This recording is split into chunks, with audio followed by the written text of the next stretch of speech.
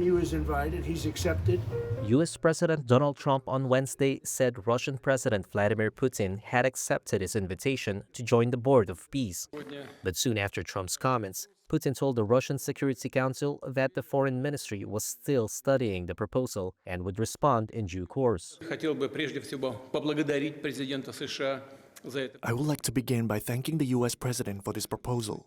We have always supported and continue to support any efforts aimed at strengthening international stability. We also acknowledge the current U.S. administration's contribution to the search for a solution to the Ukrainian crisis. Regarding our participation in the Board of Peace, the Russian Ministry of Foreign Affairs has been instructed to study the documents received by us, consult with our strategic partners on this matter, and only then will we be able to respond to the invitation extended to us.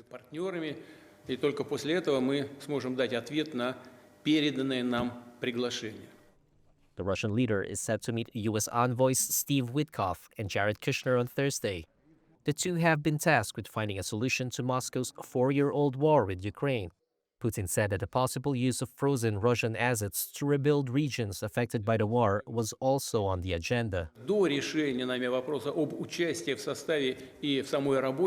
Even before we decide on the issue of participation in the composition and work of the Board of Peace, taking into account Russia's special relationship with the Palestinian people, we could, I think, send $1 billion from Russian assets frozen under the previous U.S. administration to the Board of Peace. Incidentally, the remaining funds from our frozen assets in the U.S. could be used to rebuild territories damaged by the fighting. After a peace treaty is concluded between Russia and Ukraine, we are also discussing this possibility with representatives of the U.S. administration.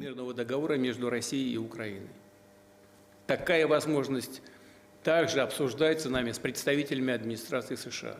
Trump's Board of Peace initiative initially focused on rebuilding Gaza, but was later broadened to tackle other global conflicts. According to a copy of the draft charter seen by Reuters, member states would be limited to 3-year terms. That is, unless they pay $1 billion each to fund the board's activities and earn permanent membership.